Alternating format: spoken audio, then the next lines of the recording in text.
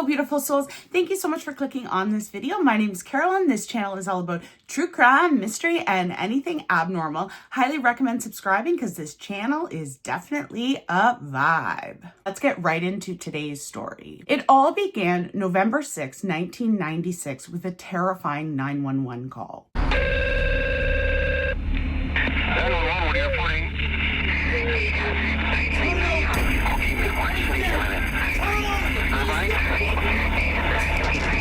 What's your address? What is it? One roommate in the house? Any idea what the suspect looks like? When the police arrived at the scene, what they were expecting and what was actually happening were completely different things. They encountered two teenage boys who seemed very unprepared, naive.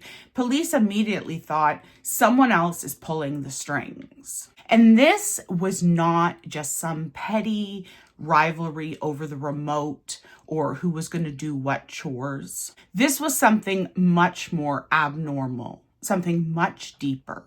There were years of jealousy, resentment, and the real question was, who was trying to kill whom?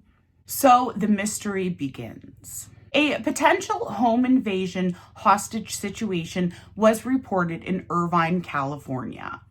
Before the officer went up the stairs to go to the apartment where the report of the incident was, he noticed a blue Mustang sitting outside of the apartment. He could see that there were two people sitting in the car. So he went over and asked them to roll their window down. There was a young woman in the driver's seat and an even younger teenage boy in the passenger seat.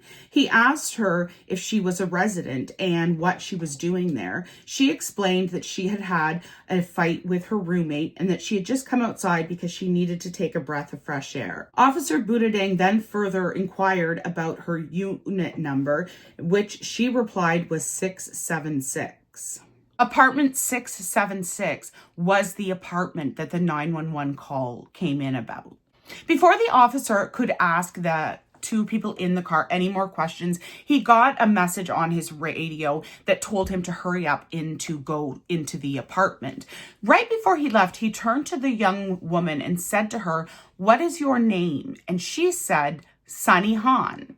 And with that, he went upstairs to the apartment where the 911 call originated about. This girl's presence at the crucial crime scene was unusual, but once they knew what was on the other side of apartment 676, this meeting would become a mysteriously unforgettable. So the police go up to apartment 676 and they're pounding on the door, and the door slightly opens and there's a young teenage boy inside. And the way he answers the door, it was more like he had ordered takeout and was opening the door to receive the food than the fact that he had police pounding down his door and he was in an apartment that he should not have been in. And the teenage boy said to police, "If I run, will you shoot me?" And then he proceeded to close the apartment door. So police obviously break into the apartment and put the young man under arrest. They do find two young women who are duct taped, shivering, and terrified. And police officer looks at one of the victims and is extremely confused because he could swear that he had just spoken to her outside in the blue Mustang. So he says to the young woman, "What is your name?" And she says, "Sunny Han," which is the exact same name that was given by the girl in the blue Mustang outside a few minutes ago. But it's absolutely impossible that the girl from the blue Mustang could have somehow gotten into the apartment and actually been this girl. But the police officer is extremely confused at this point. He rushes back outside because he wants to go back to the blue Mustang and talk to whoever was in that car. But he goes back outside and the blue Mustang has disappeared. So there were two women who look exactly the same, both claiming to be the name Sunny Han. And it would soon be found out that one was the victim and the other was the perpetrator. Inside the apartment, the real victims 28-year-old Sunny Han, and her 19-year-old roommate Helen Kim, who were too shaken to speak. As officers looked into Sunny's face, they realized it was one of those cases where they might have met the suspect before the victims. The few conclusions they could make right away were the suspects were in the car around the crime scene. The young woman lied about the argument with the roommate, which in fact the roommate was the hostage at the very moment. 3, she called herself Sunny Han, which was identity theft, and they abandoned the scene as fast as they could. The next day, police interrogated the one suspect that they did have in custody, 17-year-old Archie Bryant. But Archie wasn't talking either. His reckless execution of the crime and complete lack of motive suggested he wasn't the mastermind, and it didn't take long before he cracked. He had spoke about a woman by the name Gina and said that he had been kind of roped into this by her.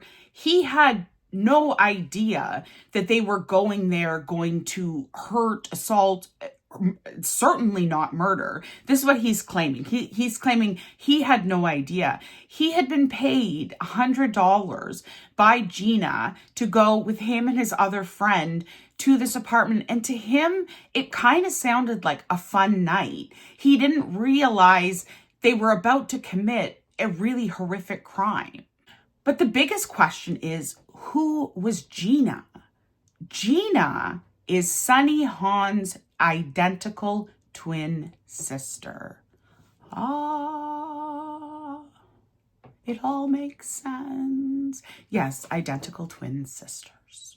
And police want to find the blue Mustang. They end up finding it abandoned at a car dealership. Search for the Mustang ended at a car dealership where Gina and another man, Yoshi, who was Archie's accomplice, were taken into custody. Just when the case seemed to be unraveling, the story flipped again. The woman they had just arrested looked them directly in the eye and said, "I am Sunny Han, and I have my ID to prove it." Then came an even bigger shock. She said that her sister was trying to kill her, and just 3 months earlier, her sister had been arrested for trying to kill her. So the police started digging into their records, and the more they looked into this, the absolutely more bizarre and strange this story became. Back in May 1996, the Han sisters had had a violent altercation while living together. When officers arrived, they arrested Sunny not for the fight, but for an entirely different crime. Sunny had an outstanding warrant for stealing a friend's credit card and blowing $1,300 on luxury items like lingerie, designer jeans, expensive shoes. When she was questioned about this, she just shrugged and said, "Oh, well, my friend's rich. I didn't think they would mind." Okay. But that's not the unsettling part. While Sunny sat behind bars, an unidentified woman walked into the police station, requested her sister's ID, car keys, and credit card, and walked away with them. Now police had no doubt. Either Sunny or Gina, they weren't sure which yet, one of them was playing an extremely dangerous game of deception. The real question was why, and which twin was telling the truth. Since this case was a tussle of sibling rivalry, a background search was crucial. Sunny and Gina were born to Boo Jun Kim and her husband at the time, Mr. Han. So when the identical twin girls are born, the parents are about to get a divorce. So they decide to do an absolutely bizarre thing. They think, okay, we're having twins. So when we have the twins, the dad's going to pick one, the mom's going to pick one. They're going to go with the respective parent. They're not going to tell them that they have a twin. And yeah, they thought maybe that would work out well. It didn't. No one knows how they chose which twin would go with which parent, or how they even came up with this very strange idea to separate the twins and not tell them about each other. But the whole thing was very messy, but it didn't last long. So the first 5 years of these girls' lives, they have no idea they have a twin sister, identical twin sister or sibling or anything. They think they're both growing up with one with the father, one with the mother. They both think they're just single children. They're only 5 years old. Then the dad's like, you know what? I kind of want to start a family, but I don't really want to have to deal with this family anymore. So here's what I'm going to do. I'm going to just give you the other twin. You can raise them both. And I'm going to move on with my life and start a new family. So then at 5, the 2 girls get thrown together with the mother, find out they are twins, identical, and now are going to be raised together. So it's now Kim, the mother's job to raise the 2 girls. The only problem is she wasn't capable of raising one child, let alone 2 children. She had an extremely, extremely severe gambling addiction, and she was completely checked out of anything to do with her daughters or taking care of them or providing for them. And this is starting, like, they're 5, okay? These are little children. Kim, the mother, would leave these 2 little girls home alone for days, weeks at a time. She may leave them a couple of eggs in the fridge. She didn't really provide food for them. And it became this situation where these 2 twin little girls, they don't have enough of their basic needs being met that they had turn on each other.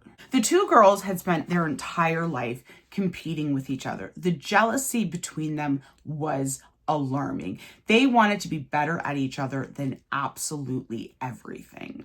The mother decides at one point, then she doesn't even want the girls. So she gives them to a family friend who takes care of them for a little while. And the family friend described what was happening between the girls very, very interestingly and really had a good take on it. And what she said, because the girls, their basic needs were never met, that their wants became outlandish. So, and this is very common, especially if your basic needs aren't being met, especially if you have people around you who can meet those basic needs and choose not to. It's too hard to face the fact that you can't make your basic needs. So it's like, let's focus on these extravagant, crazy wants that I have, because that's not painful. Dealing with the fact my basic human needs are not met, that's too painful to face. The girls throughout their whole lives had had lots of physical fights between the 2 of them. When they were 15, they had a really bad fight. And during this fight, Sunny Han ended up stabbing Gina, her twin sister, in the thigh. However, the toxicity of their relationship also created this bond between them. Like, they hated each other and they were so jealous, but it was almost like hurting the other one gave the other one power. Now, obviously, I think that this is in their head, not in reality. Obviously, if you have one twin and they're hurt, the other twin doesn't gain power. But these 2 twins really seem to have this belief. And Sunny was really excelling. She got a full scholarship to the University of Laverne.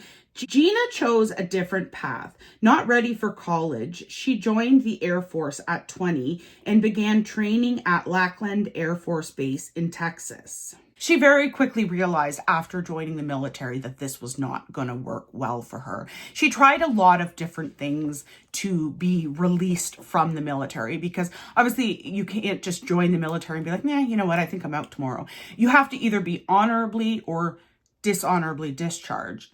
But at this time, there was a loophole. Why? Because of ignorance, obviously.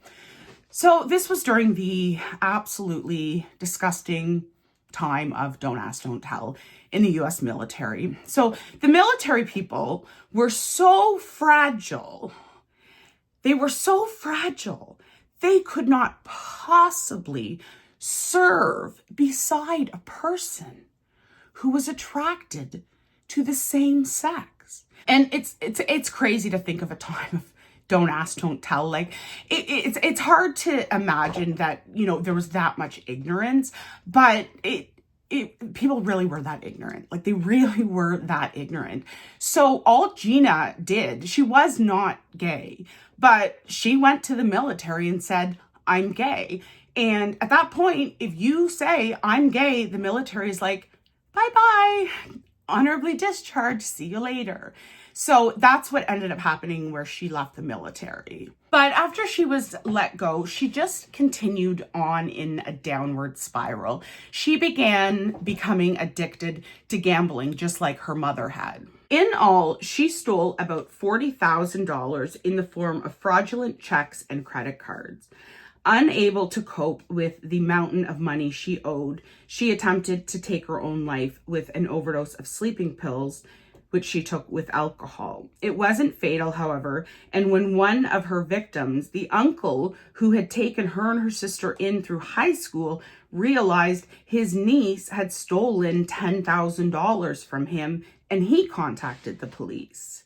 Gina was ordered to spend 10 days in jail and 3 years probation, and to also pay restitution to the victims who she had stolen the money from. So while Gina is struggling extremely, Sunny appears to be excelling. She is at the University of Laverne. She's driving around an expensive rented BMW car. She was constantly dressed in high-end designer clothes and makeup, reinforcing Gina's perception of their vastly different trajectories.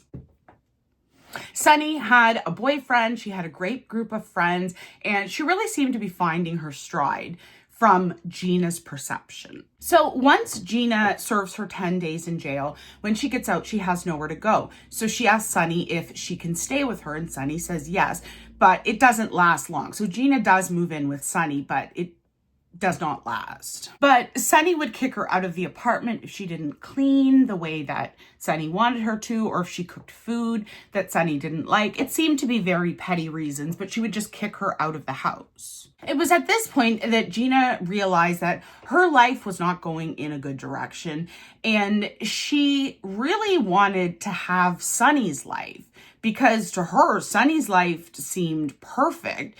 So she kind of thought to herself, well, I could take over Sunny's life. We're identical. But the question was, for Gina to become Sunny, does Sunny have to die? Gina decided, hell yeah, she does. 23-year-old identical twins, Gina and Sunny Young Han, were co-valedictorians in high school. And now, 3.5 years later, they find themselves on opposite sides in a court of law. On November 6, 1996, Gina was arrested for masterminding a plot to murder her twin sister, Sunny. And that was when Gina took the absolutely unhinged step of recruiting these two teenage boys. Prosecutors say that Gina solicited the help of two teenagers, 17-year-old Archie Bryant and 16-year-old John Adam Sayrath. The two teens, allegedly hired for murder to kill Sunny at her Irvine apartment, are both in juvenile hall. Convincing they were going to go in to break into an apartment. These two teenage boys, they didn't think they were going there to do anything violent. I think they knew they weren't doing something entirely legal. And I'm not trying to, downplay their part in it. Well, maybe I am a little bit, actually. I don't know. Let me know your opinion. Because the teenage boys, they just didn't seem like they really knew what was going on. Even after, when they're questioned by police afterwards, they don't even really know what's going on. By the time that the case went to court, no one believed publicly, no one believed that Gina had actually been trying to kill Sunny. And Sunny was convinced that Gina was never trying to kill her either. The prosecutor's strategy was to convict all three, the two teenage boys and Gina, of conspiracy to commit murder, obviously, even though a murder was not committed. But the planned conspiracy to commit murder was the charge against the three. The court saw dramatic incidents. One twin cried exactly at the same moment as the other. Making the drama intense was the conviction of Gina in believing that she was Sunny Han. Because Gina full on is still claiming she is Sunny Han. And there's really interesting point. I'm going to put in some clips from the trial, but you've got the person sitting at the defense table who looks identical to the person on the stand. And it's very interesting because you can tell how connected their emotions are based on watching the whole trial. They're looking at one, they're looking at the other. It's just like wild that these two identical people, both claiming to be the same person. So that gets me to the basic question. How do you feel about your sister? Currently, I want to do everything I can to help her. You and Gina have been through a lot together in your lives, is that right? Yes. Feeling at one point as though your mother had abandoned the both of you? Yes. And in times like that, who was it that you turned to? Who was it that you got support from and comfort? Gina. So she was there when you needed her? Objection and relevance. Yes. And you were there for her when she needed you? Yes. The defense attorneys for Archie, Brian, and Yoshi argued that their clients were not guilty of the charges and that there was no agreement between the three parties to kill anyone. The case received a lot of press, and the courtroom was filled with a lot of Korean newspapers and magazines. And I don't know if I had mentioned, the girls were born in Korea. They immigrated at a young age to the United States, but they were Korean-born citizens. The evidence showed that Gina had convinced the two teenagers to help her carry out the plan, and they drove from San Diego to Orange County to execute it. The two teenage boys, their ruse for getting into the apartment was they go up to the apartment door, knock on the door, and they're like, "Hi, we're selling magazines. Would you like to buy some?" They're not interested in buying their magazines. So then the two teenage boys leave because they have no real idea of what to do, or I don't even think they knew what they were trying to do, to be honest. I mean, obviously at some point they do get inside and they are able to duct tape to the girls. Sunny was the key witness in the case, but she had taken a potentially lethal dose of sleeping pills and had to be removed from the courthouse by EMTs. Miss Vaughn, you're still under oath. You were late this morning. Could you tell me why? Okay. I told two people already. What happened was, yesterday I had a big fight with my mom, and then I argued with my boyfriend, and he was so rude, and then we just ended up breaking up again. So what I did was I went to the drugstore and bought 3 boxes of sleeping pills. Counsel, what would you like the court to do at this time? It appears to me that the witness is incompetent at this point, unable to coherently answer questions. And I believe if I heard right, she's taking sleeping pills. Miss Vaughn, go with the DA's investigator now, please. Let's go with the district attorney's investigator now, please.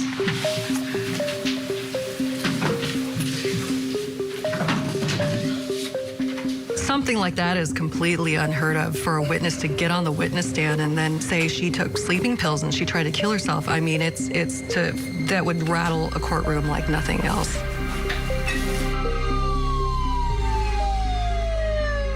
I need to take a recess because it's been necessary to call the paramedics for Miss Hahn, and the deputies are needed to take care of that situation. Gina had a lot of supporters in the courtroom, and a lot of people believed that that the charges in this case were way overblown.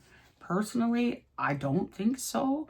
Let me know what you think, though, because I don't know. As for the sentences, Archie was given 16 years.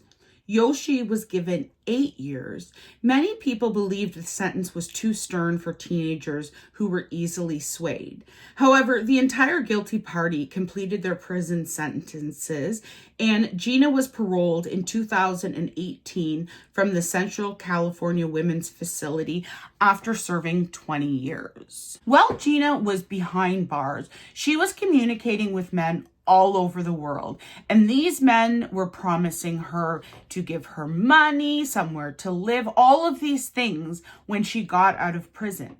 While she was in prison, she had convinced a man from England to send her $100,000. Now, when her parole hearing came up, this $100,000 that she was sent by a man from England was brought up to show the court that she is still very capable of manipulating people, but that didn't matter. She still got her parole and was released. Now, here's the wildest part. Gina gets released from prison, and now she's the mom's favorite. Because most of their life, Sunny was the mom's favorite. And I think that probably had a lot to do with the jealousy. I don't know. Twins are complicated. I've been friends with twins before, and I have never seen jealousy between two people stronger than twins, especially identical twins. But it's strange because they have such jealousy and competition, yet such unconditional love. It's such an interesting, complex relationship. And so, yeah, Sunny, she just kind of forgave Gina. Like, at the end of the day, Sunny didn't really believe that Gina was trying to kill her. And it's not known if the sisters have connected since, but they don't seem to be doing the greatest. And Gina is now the mom's favorite, which I think is really significant in their rivalry that they've had their, well, at least since 5. So I'd love to know what you guys think about this story. The two of them are very interesting because it's almost like one's the good twin, and when the good twin is the good twin, then the other one is the bad twin. Like, it's this constant where they can't be equals. I don't know. It's very interesting. So yeah, love to know your thoughts on this case. I hope you enjoyed the video. Please subscribe if you had not. I appreciate each and every one of you for spending your time with me, and do something today that makes your soul happy. And I will see you in the next one.